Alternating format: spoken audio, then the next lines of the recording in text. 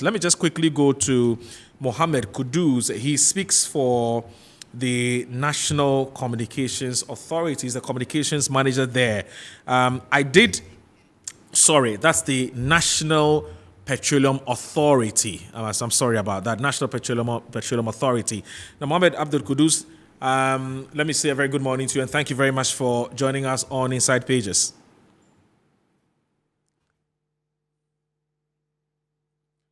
Mohammed, if you can unmute your mic so that we can have a clearer, so we can hear you. Forgive me. Thank you for having me. Right. It's good to have you on Inside Pages on Metro Television. My pleasure.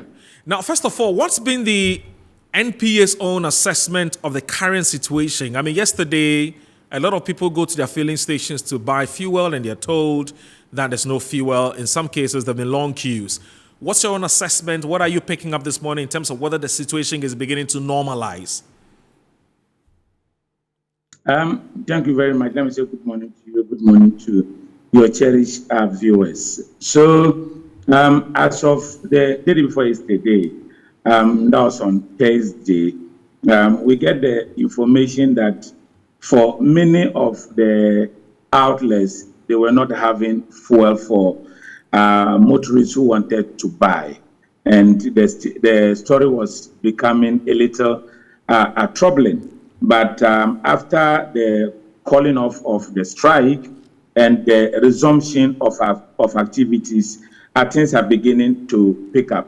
And it is our expectation that by Monday, things would have probably normalized. That's good to know. Looking back, would you say that this strike action that we saw by these three associations, which is the LPG marketers, the LPG operators, and the petroleum tankers, could have been avoided? We live in a human institution, and so not everything can actually be predicted at all times. So some of these things are bound to happen. It is the speedy resolution of those issues that would count to a greater extent. Yes, we probably could have avoided it. It shouldn't have happened, but it happened. We've had the speedy resolution of same. Going forward, probably would be a learning curve for all of us, so that we're able to put in place things that would preempt a possible strike action by any group of persons or person within the value chain, so that we don't have what we had on our hands again, as it did to us all in Ghana last week.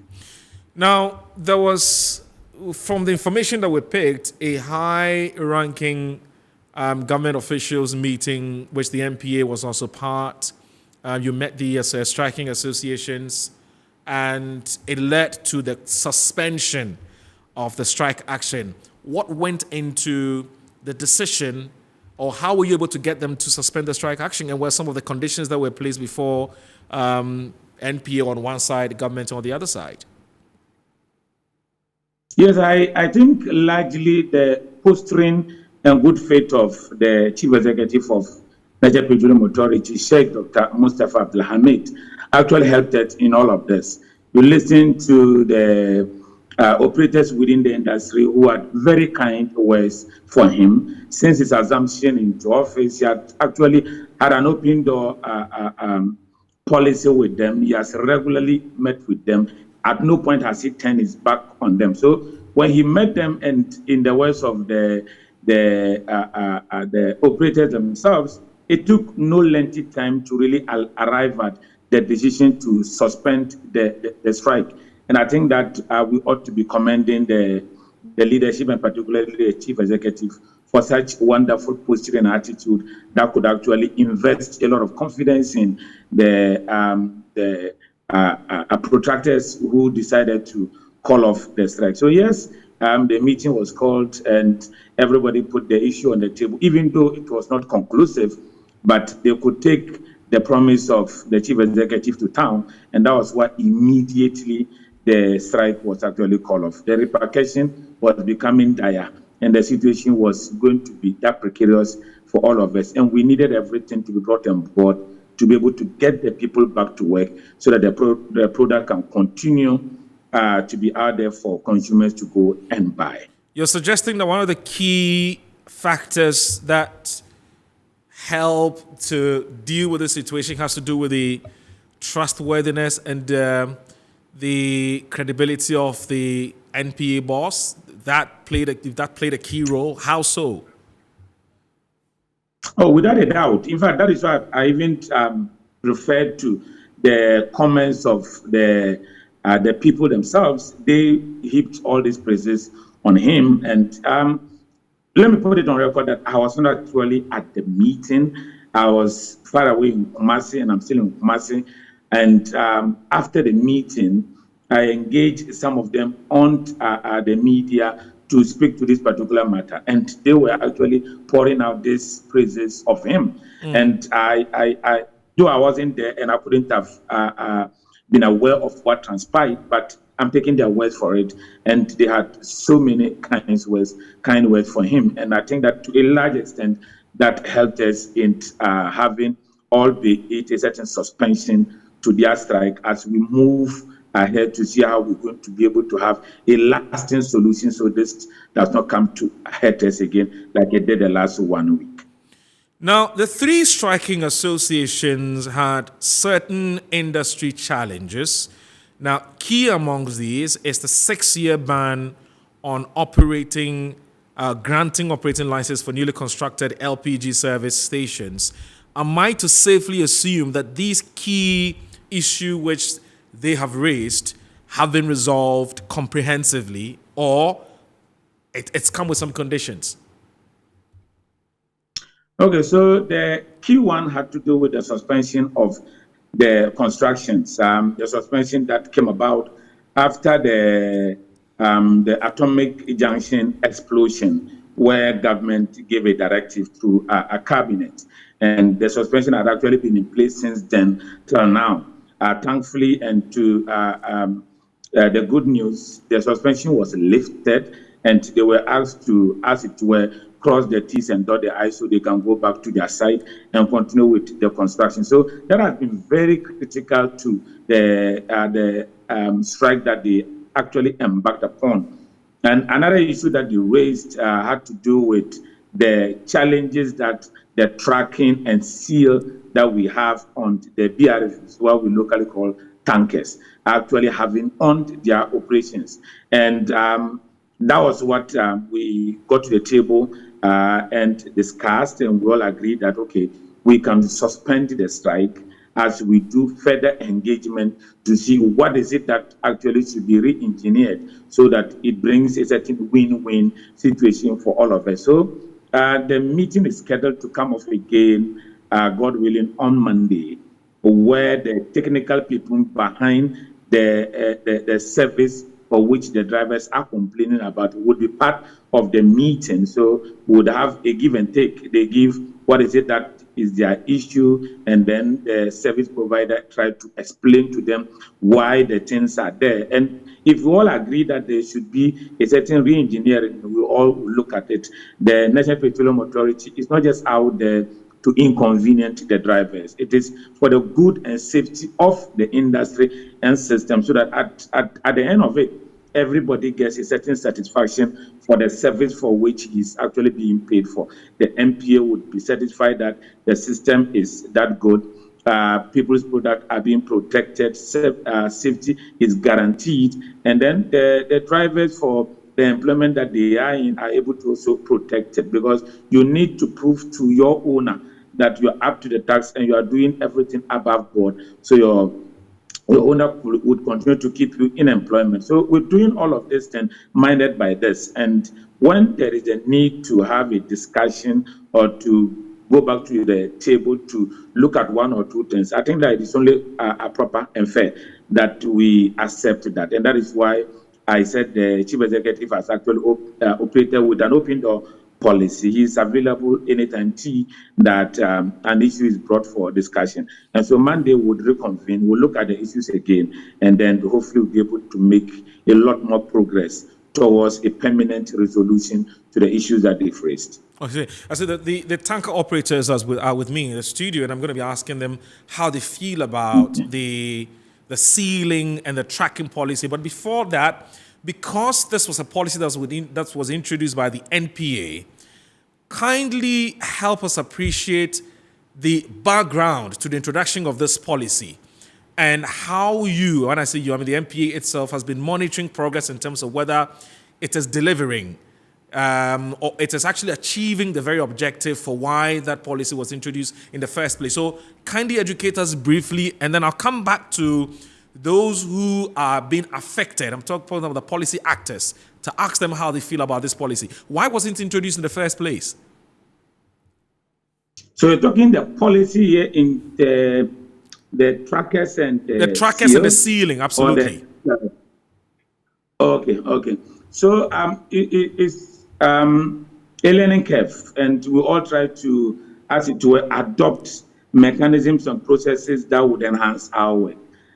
We felt that there was a need to bring in sophistication that would help us in the tracking of the movement of the product, and to a larger extent also put in place a mechanism that would not allow people to either adulterate the content that they pick right from the depot to the point of a discharge, or an attempt to really tamper with the quantity in the tanks that they are actually carrying their product. So the tracker virtually helps us in monitoring, so that let's assume that you are picking a product from Atwabo, that is LPG, and you're supposed to be traveling with same to Boku.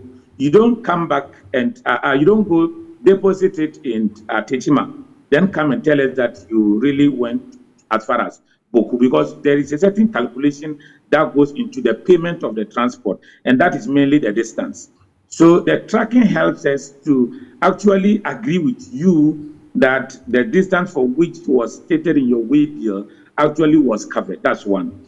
And then two, it minimized the possibility of diversions and so many things that could be done if there was no monitoring mechanism on the movement of the track. Another thing has to do with the seal. The seal is virtually placed on the loading and discharging points of the BRV, such that nobody is able to open the compartment and take part of the product. So that if you were to take a certain quantity of the product from Atwabo, taking it to, let's say, a place in Tamale, the same quantity must arrive in Tamale. It should not actually reduce. So the seal, the tracker helps us in monitoring the process and the movement from one place to the other. The seal also prevents tampering with the quantity or quality of the product that you are carrying. So it is only an innovative process that we actually came with to help in the process of the sanitization of the environment, so that at the end of it, the tanker driver is guaranteed of his work. The LPGMC, who is probably also in the purchasing of this product, gets the return on his investment, no any shortchanging. And then the dealers themselves at the various retail outlets, what is expected that is supposed to be discharged at their retail outlets, they get same quantity. So it is almost a win-win situation, and it is an improvement over a mechanism and process that we've actually been embarking upon for a long time. Okay. It is just fair that as time evolves and technology abounds, you take what is currently more suitable for the reason for which you are doing it, and more probably at a more cheaper cost. I see. I think it's quite clear that the thinking behind it was quite noble. Maybe it's the way it's been operationalized. I think that's where maybe there's a bit of a challenge. And I don't know whether, from what has happened, you're going to be perhaps reviewing this policy and to look at how the stakeholders themselves will find, how do you call it, will find it more useful. I'm talking about this particular policy. But let me come back in house and stay with me. Please don't go away, because Mohammed, you'll be telling us about the gas recirculation, a policy which is coming up. I'm sure perhaps next month or so, which has also come about as a result of the cylinder recirculation policy, which has come about as a result of what has happened with the gas explosion. In fact, there was something which was holding in the offing before that a gas explosion matter came up, but now you want to sort of ramp it up and to make sure that it happens as soon as possible. So let me come back in house. So I have George Nyaunu, who is the president of the Petrol Tanker Drivers Union. George, I think that's George. George, thank you very much for joining us here on Metro TV's Inside Pages. And also I have Gabi Kumi, who is the Vice President. He'll be joining us, Vice President of the LPG Market Association. He'll be joining us via Zoom as well at some point. But your Vice is here. He's seated here as well. And that's Sunday Alabi. That's you're the Vice to Mr. George Nyaunu. It's good to have you here on Metro TV, and thanks very much for joining us. So you've just heard the NPA, but first of all, before you give me a quick or more direct response to what Mohammed Abdul Kudus has said, how was yesterday's meeting? Were you in that meeting yesterday? Yeah, sure. Okay, how did it go? Thank you so much. Before I started my comment, let me use this opportunity to say a very good morning to your viewers and the tanker drivers who are doing marvelous job to support the country and Ghana as a whole. And let me use this opportunity once again to say a very big thank you to the President, His Excellency, the President Nana Addo Dankwa Akufo-Addo, the Chief Executive of MPA, and our friends media who quickly respond to this challenge and put things in place. We are so grateful to him. Yesterday, I was in the meeting yesterday at MPA. Okay. And sincerely speaking, if you have a leader who listens to his children, I don't think you have a problem. Why am I saying that? By leader here, are you talking about the MPA boss? You're talking about the president, His Excellency? Yes, I'm talking about the MPA Chief Executive. That's Dr. Mustafa Hamid. Dr. Mustafa Hamid. Okay. Honestly speaking, the man appeared to be a very kind person to all of us. Okay. Yes, it's rather unfortunate that this thing happened in his regime. Right. These things are way back before he met it, but all the same, God said, whatever happened is good.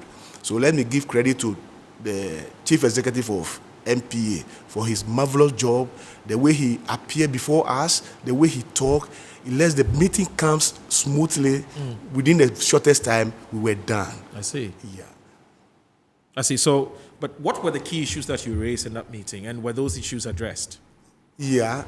Clearly speaking, the things we put before the table, one was lifting of the ban of the LPG station, which the government quickly responded to that. Okay. We appreciate. Okay. The remaining one is the ceiling. The sale issue. Okay. And then our salary. Right. Our salary or our condition of service generally. Yes, in general, is lying down before the Chief Executive, who is working on it quickly. Okay. So if you listen to our presentation, we did not mention it too much in it because he even tackling it before this strike. Okay. Okay, all right. So we have seen that, yes, he responds quickly to our challenges. All right.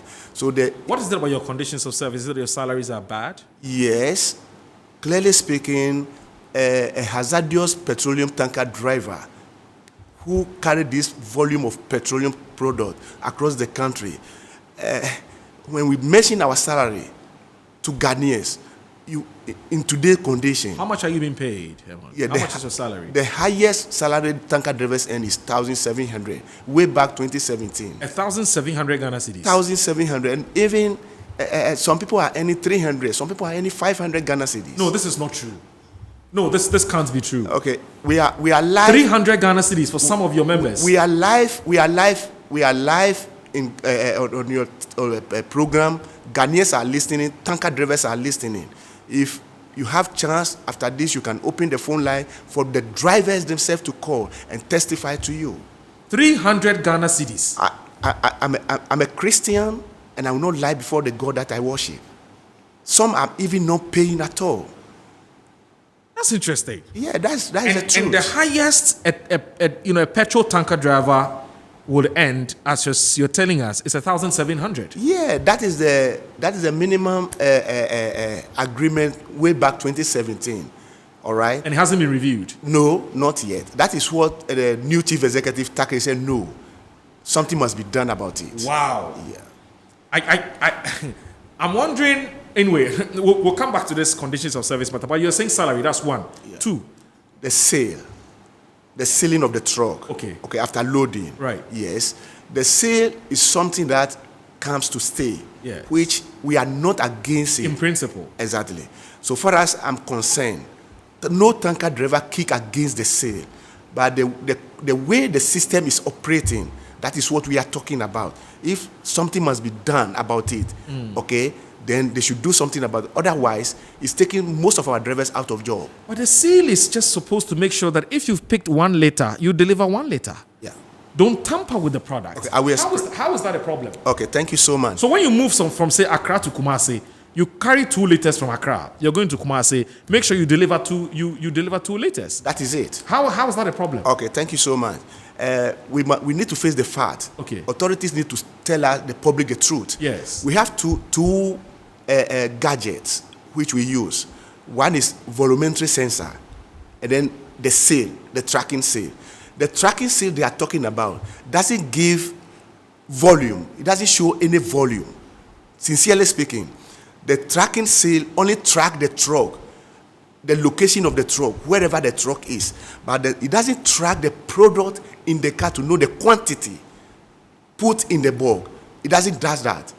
All right? It tracks the truck all the way throughout the country. It doesn't know whether there's a water in the tanker, there's red oil, or there's whatever it is. It doesn't show all those things. The tracking device doesn't done that.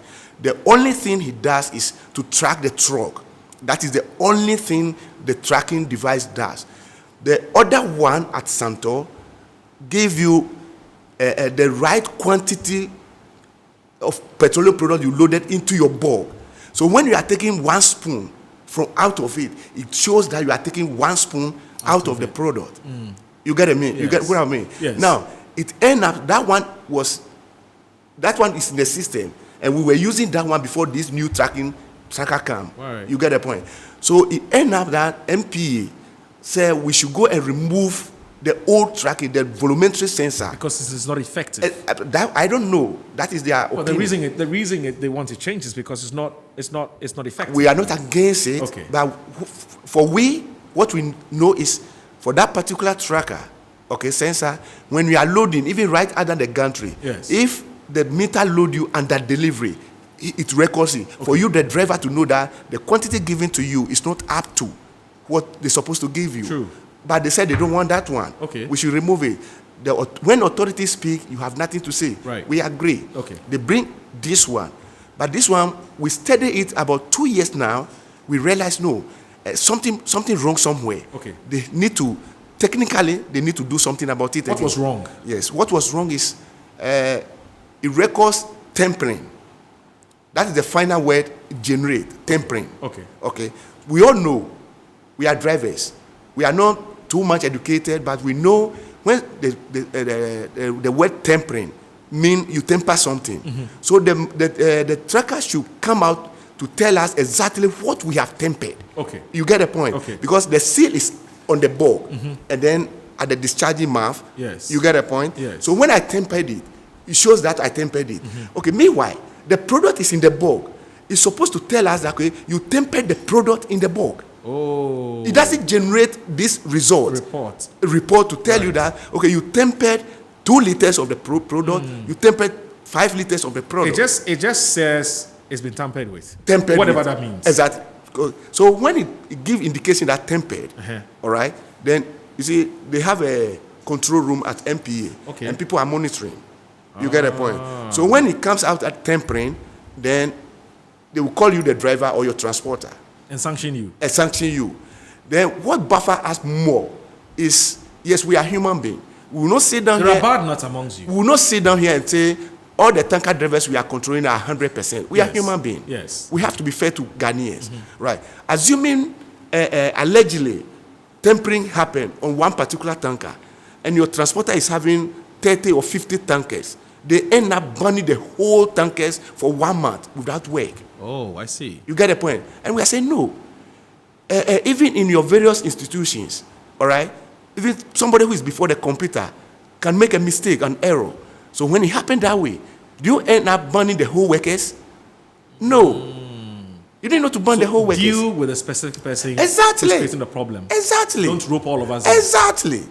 You get the point. And then you can make thorough investigation whether the tampering is indeed true or false, because it's the sale is electronic. They charge it like the way we charge our mobile phones. Right. And then we all consider the network, our road network today.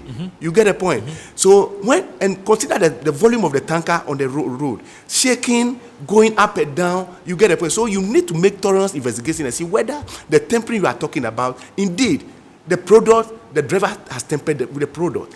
So even when you go back, assuming you move from here to Temale or Kumasi, wherever, and you discharge, you come back safely. We don't go without invoices. Anytime a tanker driver is moving, they give him invoice.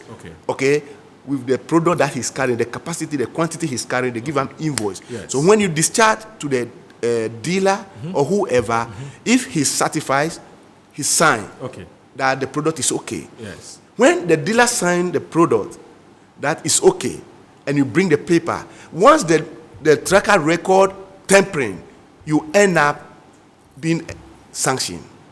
Wow. Yeah, that is a fact.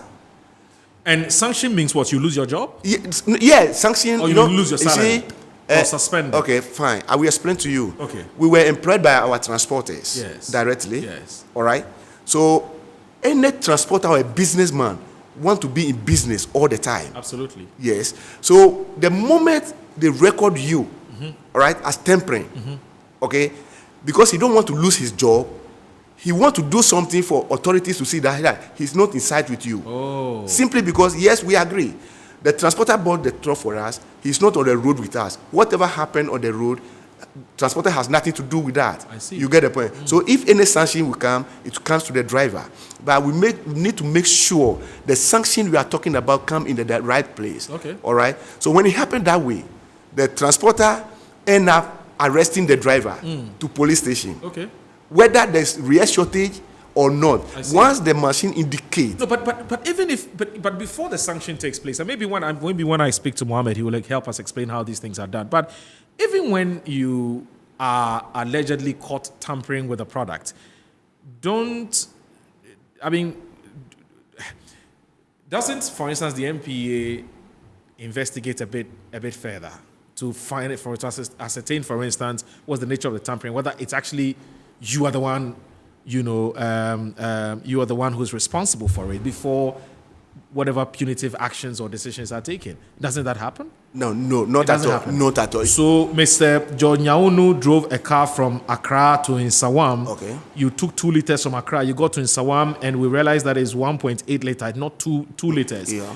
And then quickly, you are asked to go home. Go. Because the owner of the tanker doesn't even have the time to listen to how it happened. No. Once the MPA says it's been tampered with, you're asked to go home, and then a new person. Then I'm sure a lot of your guys are sitting at home. Sure. As we speak. Because of this policy. Sure. Well, that's quite interesting. Mohammed, let me come. Mohammed Kudus, if you're there, I would want to understand from you if you're still on Zoom.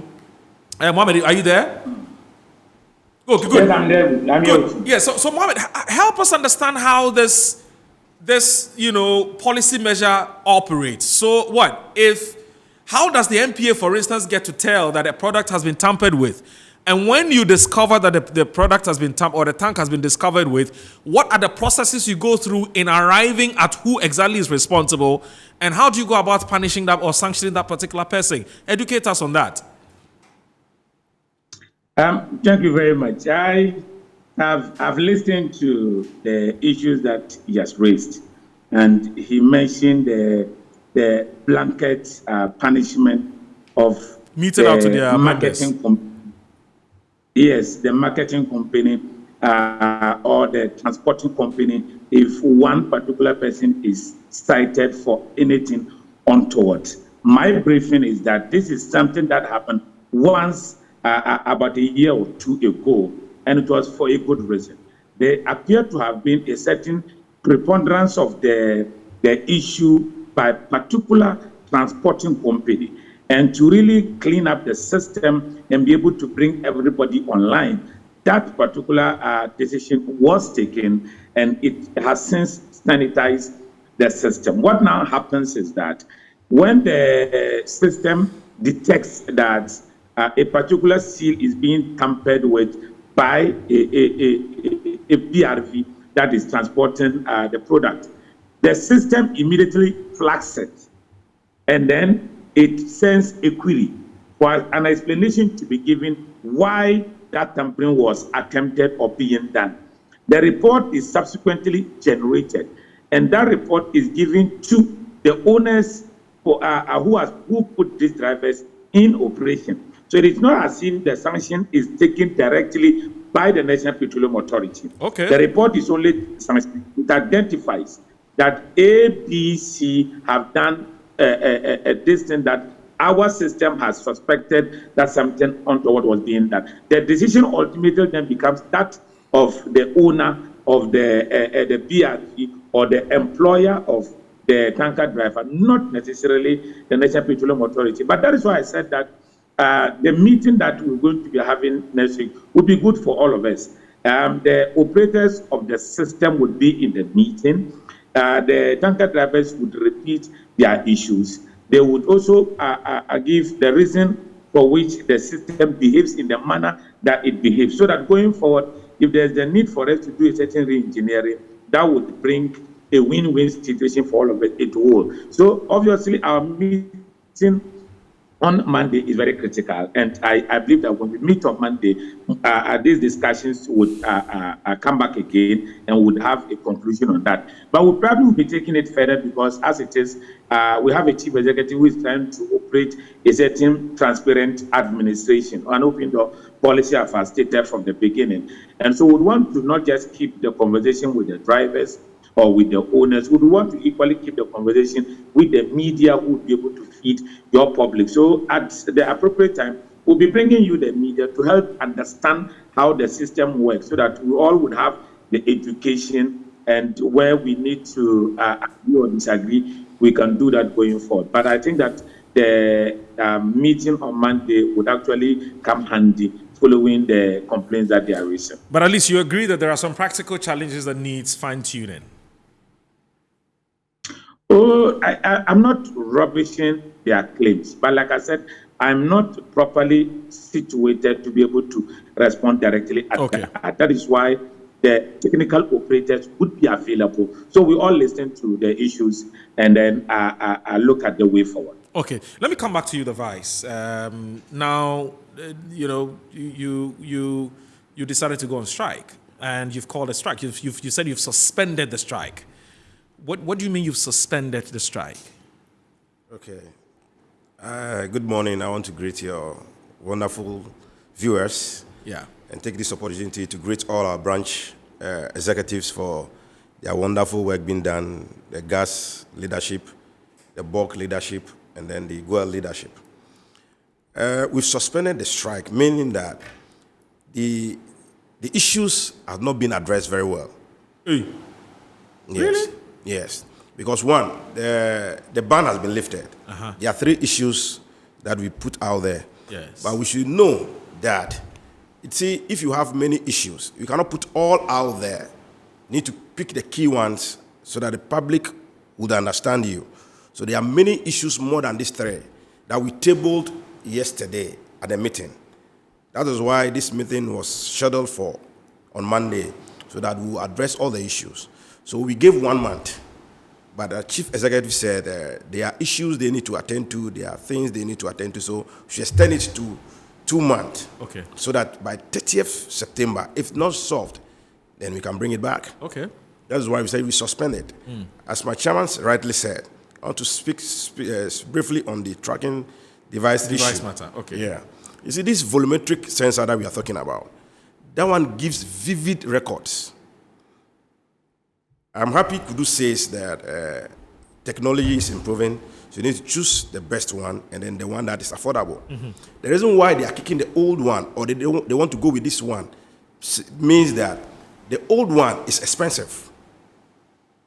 And expensive things are always quality ones. So if you are saying the cheaper ones, then that means to me, comparing a European truck with a Chinese truck. Because the volumetric one gives account of every step you take. Which was what you used to use in the past. Yes. You also track the movement of the truck, not only the product.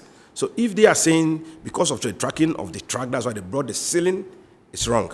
Because the old one also track the truck wherever you goes, where you stops, what happens, it shows illegal discharging. Then it proves that you have tempered, as my boss said, 1 liter or 2 liters.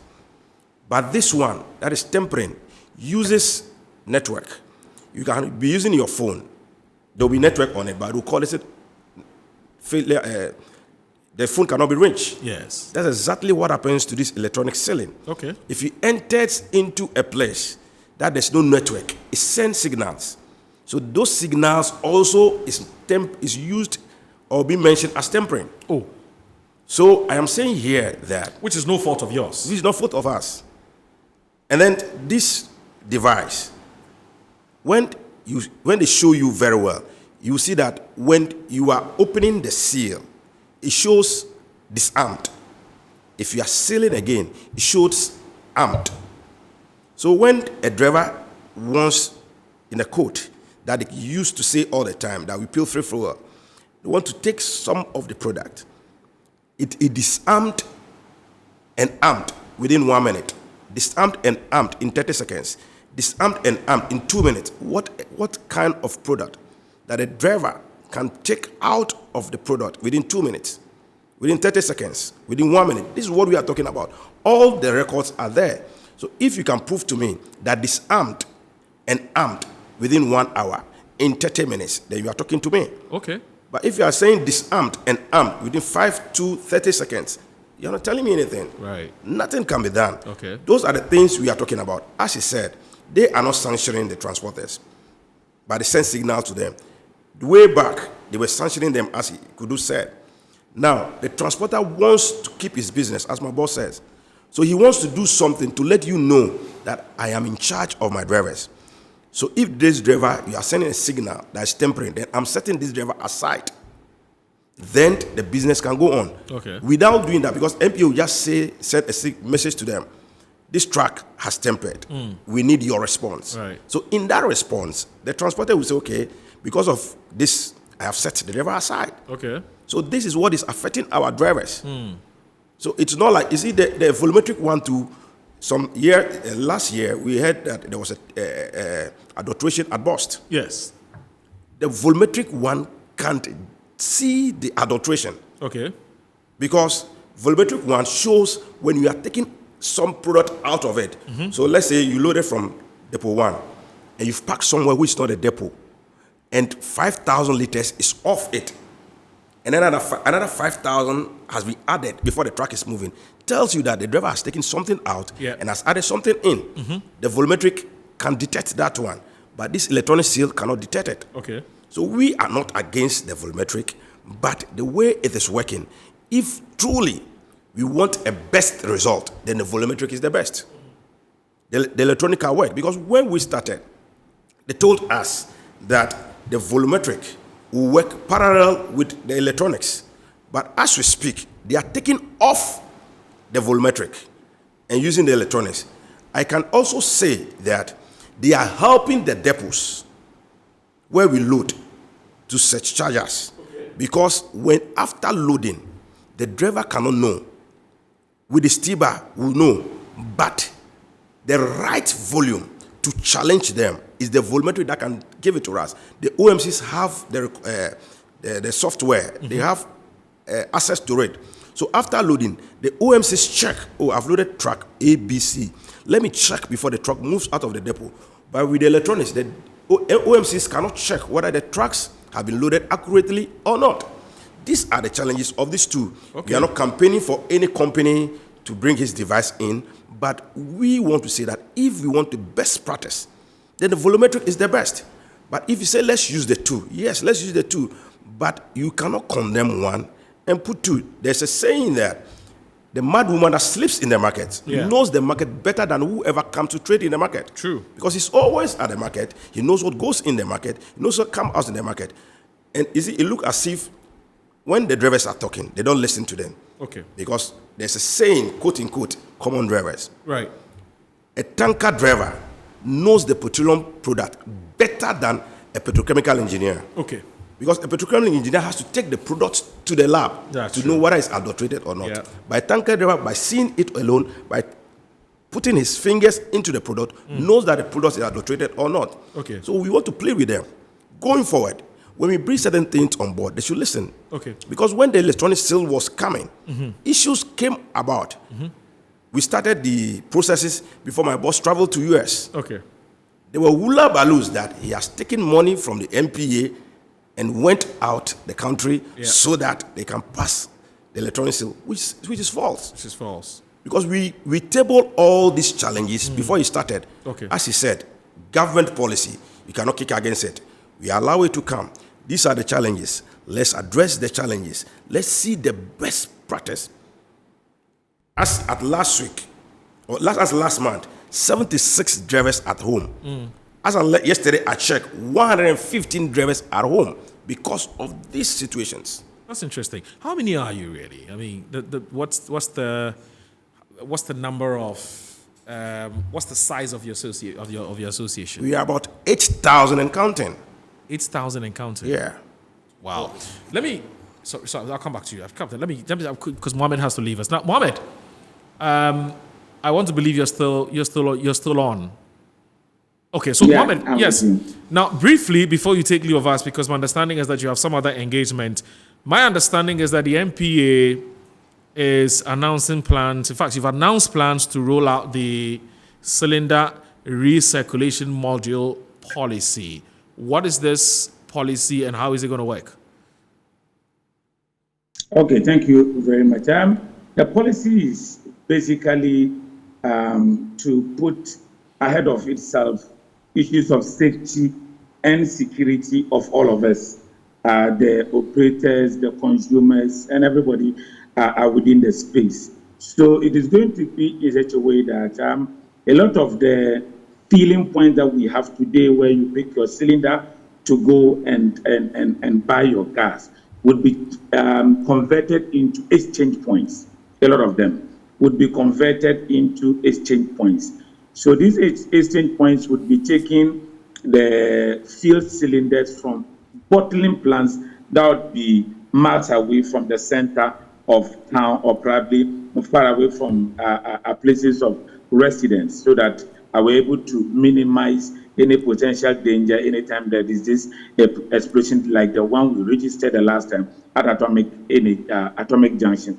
So the system would operate in such a way that you, the consumer, you have what you want to buy.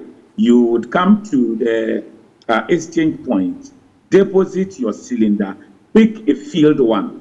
The exchange point would then take the cylinder to the manufacturing company that refurbishes it or probably looks at whether it is ready to come back into the system or not. And you take another filled cylinder and come to your exchange point for the consumer to come and pick them again. We're expecting to have a certain electronic device put in place to be able to help us in the tracking of who picked what particular kind of cylinder. But in the beginning, as we're going to roll it out, we all know that a system that normally are initiated normally comes with their own teething problems. One of it would have to be that we would probably be doing a certain manual record keeping of people who have picked cylinders, so that we're able to track cylinder A went to this particular person, so that at every point in time, we can tell how many cylinders are in the system, how many people are using what kinds of cylinder. As we are aware, many of our consumers out there are using mainly the 14.5, the 6 kg, and then the 3 kg. We want to have a system of tracking this particular thing. So you come there, depending on what you want to buy. A lot of the time, we are interested in the the product, not necessarily the container. So for us, it is not about the cylinder, it's about the product. So if you even have 6 kg, for example, and you now think that you are well placed enough to procure that of 14.5, you put your 6 kg, take the 14.5 away. We keep you in our records, so we are able to know the name of the person who picked it, the address of the person, the contact number, so that we are able to keep track of this particular thing. And that's the system that we are hoping to roll out. Right. Now, my understanding is that prior to the rolling out of this policy, you'll be engaging the media. And so I wouldn't want to take too much of your time, because I have a series of questions I would have loved to ask, as far as this policy is concerned. But we'll leave it here. Now, Monday, you're meeting the group again. How positive are you that, the meeting will come out, you'll be very successful at, or Monday's meeting will turn out to be a successful one? Well, I wouldn't want to indulge in some speculation or have a certain hypothetical discussion. I believe that Monday is just around the corner, and would keep you, the media, so you're able to keep your viewers and listeners informed of what has actually transpired. So I would let the issues stay as they are for now, hoping for Monday to be with us so that we can then take it up from there. So fantastic. Probably don't let me get into speculation or do any hypothetical discussion that could put me into trouble. Great job, Mohammed Abdul Kudus. It's always a pleasure talking to you, my brother. Have a good day. Take care. Thank you. All right, assalamu alaikum. Now, let me do this. Now, good morning, sir. My name is Prosper from Wasadunkwa. The NPA must seek must see to it that their drivers' welfare is tackled and solved. How come a tanker driver is being paid less than 1,700 cedis, and that's not fair? How much is Mr. Mohammed Kudus paid? I don't know why you want to know how much Mohammed Kudus is paid. But let me comment just a minute, because we have 2 minutes. We have a minute to wrap up. But what are your concluding remarks? Okay, thank you. You see, you've actually put us through a lot of inconvenience, though, because I struggled to get fuel this morning. Yeah, you see, before I come there, let me chip in something quickly. Yes. You see, the essence of the tracking device purely is about monitoring of the product and then adulteration. Sure. Okay, so Mr. Kudus say it all. They told us from beginning that when that seal come, they will mount the seal at the various outlet stations.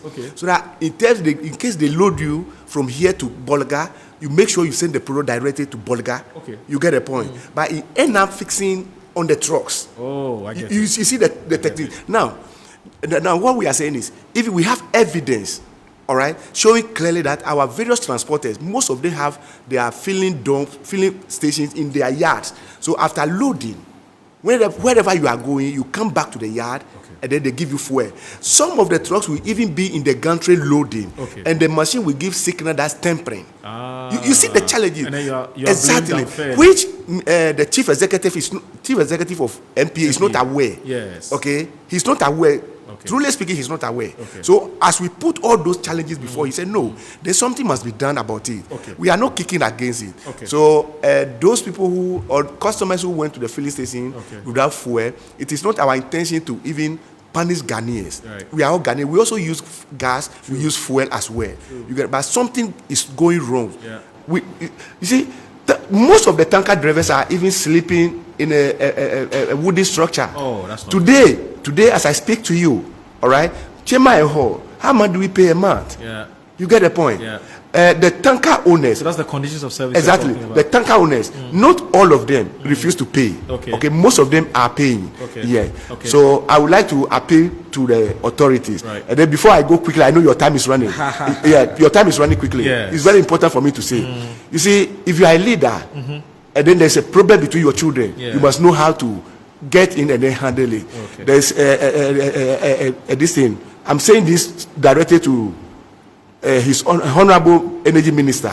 Yes, with his utterances to us, comparing a hazardous tanker driver to a taxi driver. That's not good. That is not that. You see, we respect him so much, but the way he put us, the way he addressed us, we are sorry. You don't like it? We are totally disappointed. Disappointed. In him, Okay. honestly speaking. All right. Now, how much pressure? Just 30 seconds. How much pressure was brought on you? I mean, you have friends, family who go to buy fuel. Were you getting a lot of calls? So many calls. Go back to work. Really? So There's a many lot of calls. pressure. Yeah, some of my friends supposed to be in Norway today. Oh. For a funeral, for our friend's funeral. Yes. But because they couldn't get fuel yesterday, they couldn't go. They couldn't go. Wow. Do you feel bad about it? I felt. Yes and no. I don't feel bad about it. Okay. That's fine. Yeah. Thank you. That's all I wanted to hear. I want to thank you very much for joining us. It's been wonderful having you in the studio this morning on another edition of Inside Pages. My name is Mo Radu. I want to thank Mr. George Nyaonu, President of the Petrol Tanker Drivers Union, and his Vice President, Sunday Alabi, who joined us. Gabi Kumi couldn't. Unfortunately, he's been tied up. He had an emergency, so he couldn't join us.